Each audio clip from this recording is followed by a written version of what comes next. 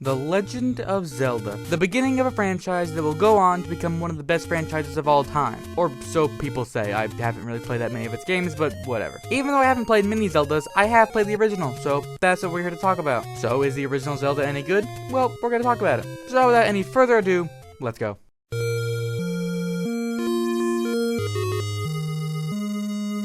First things first, what is The Legend of Zelda? As in, what type of game is it? At the very start of the game, you're given access to this pretty big map, and you're just told to wander around trying to find anything that you can. This part of the game is amazing. Having to just wander around trying to find out where to go is super fun. Finding all these cool areas, like an old man that gives you a sword, or a woman that just stares at you.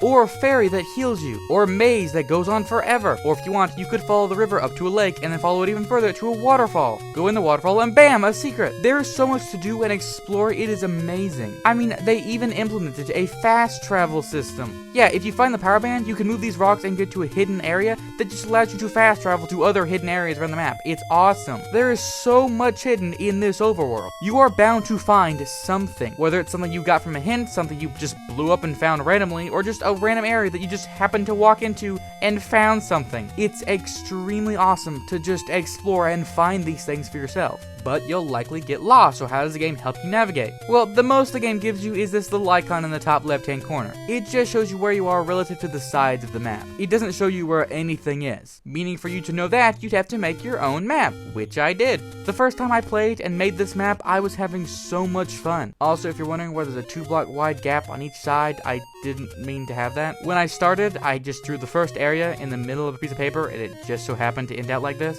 I mean, it could have been worse. It could be one to the left or one to the right and just be not symmetrical, so I'm glad I at least failed symmetrically. Anyway, this map was a load of fun to make, and it was a load of fun to use in order to navigate around the world. Navigation is the most fun part of the game. Finding new stuff, exploring, making the map, it's the best part. It's amazing. But the world is filled with enough unique landmarks, so you don't really need the map. I mean, there's an ocean to one side, there's a mountain to one side with falling rocks, there's a weird, like, sandy area, there's a graveyard, there's the waterfall I mentioned earlier. There's so much around to see. But because exploring and navigating is the best part of the game actually kind of gets worse with each playthrough. The first time you play, everything feels so new and you get to make a map. But the second time, you slightly remember some of the stuff you saw before and you don't need to make a map because you already made one. Which means I didn't have nearly as much fun the second time as I did the first time. But you know, I still did have some fun. Anyway, as I said, the game really doesn't tell you where to go. It's on you to find that out. But you can find lots of hints around the world. Hints that just tell you, hey, you might want to check this out. In fact, someone actually tells you to check inside the waterfall, which would then lead you to follow the river up to the waterfall, and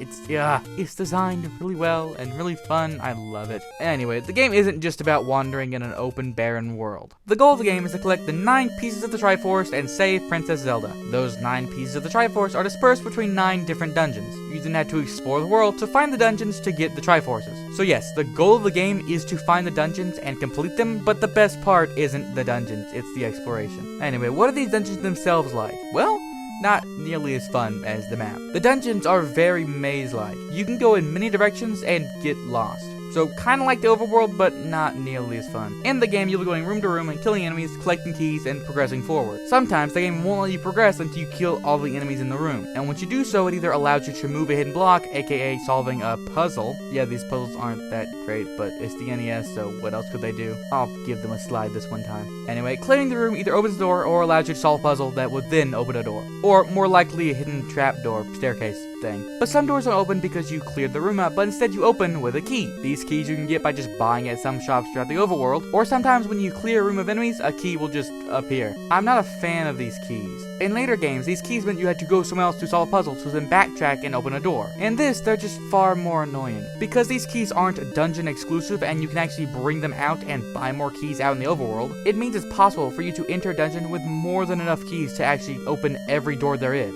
Meaning, at a certain point, I just stopped remembering keys existed. I treated locked doors exactly how I treated normal doors. I just walked through them because I had no penalty because I had plenty of keys. Until eventually I didn't, and in that case I just got annoyed and quit playing. I mean, there's even an item that gives you infinite keys.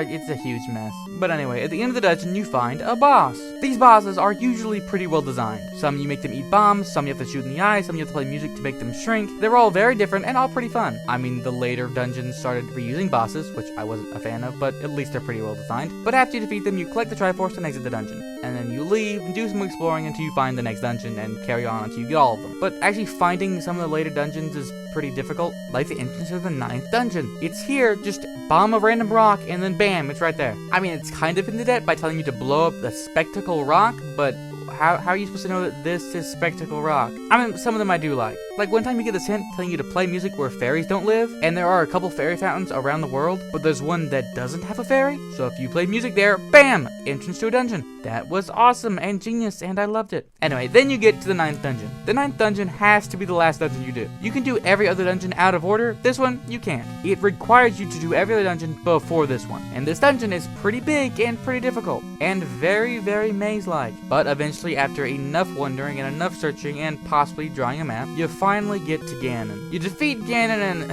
I didn't really defeat Ganon. Well, to be honest, the first time I played this game was on the original NES, and I had a lot of fun with it. But the most recent time I played this game, which was because I was making this video, I didn't get all the items because I was just trying to end it because I'd already played it before and I basically remembered everything. So I was just trying to get to the end so that I could make this video after beating it. And I didn't get the item that gives you infinite keys, so I actually got stuck in the dungeon not having enough keys, and I was too lazy to go get more keys, so I just quit. So I didn't actually fight Ganon the most recent time I played, and I don't remember fighting him the first time, so I don't remember if it was any fun or good. I apologize. We're just gonna assume he's good, but I don't remember. But anyway, then you save Zelda, I think. And the end. So, this game is interesting. The open world map is a lot of fun to explore, with so much to find and do. But the dungeons aren't nearly as fun. In fact, a lot of the enemies within the dungeons aren't very fun to fight. Like these weird guard guys, I did not like them. They were dumb. I hate them. I mean, one way you could kill them was with bombs. That was a lot easier, but you actually can't carry that many bombs, so I didn't want to waste them on them. So the game is not perfect, and many future games would try to fix these problems.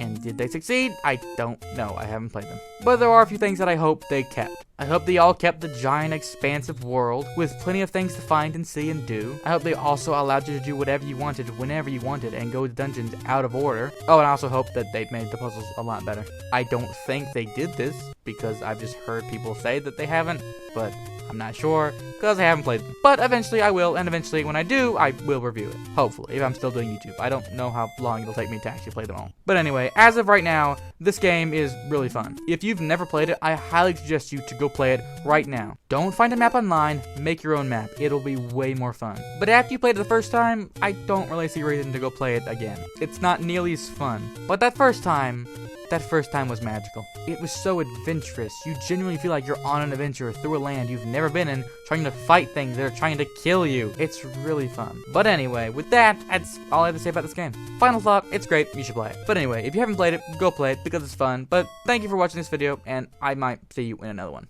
I have no idea if you're coming back. Also, quick, don't zoom out, I have something to say. So, basically, I'm thinking about changing up some of my video stuff. Usually to end videos, instead of instead of putting up graphics and stuff, I'll just sit here and live action talk.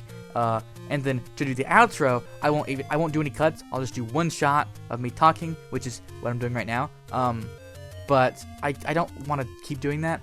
I'm not a big fan of showing my face. I'm fine with showing my face. I just don't think it's good. I don't think it's quality. Also, I'm trying to stay over here so I can have the graphics come up whenever they do. I don't know how long this will be, but anyway, what am I? One cut. It's already my third attempt. I'm not doing this again. Anyway, I'm thinking about changing some of that, where instead of going to my face, I won't show my face throughout the video at all, and I might have like some avatar come up and he'll talk to you. I think that'd be cool. Plus, it'll get rid of my smoke alarm issue, which I mentioned in the last video, where there it is. Where since this is just one long take, you hear the smoke alarm beep sometimes. So if I did it not animated, but instead like have like an avatar talking to you, I could take multiple takes and chop it up so that I could have a similar feel, kind of, but get rid of the background noises.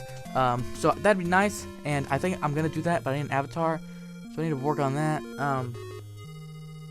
I don't know why I decided to tell you this now, but I don't know. I had the idea, so I thought, why not put it in a video.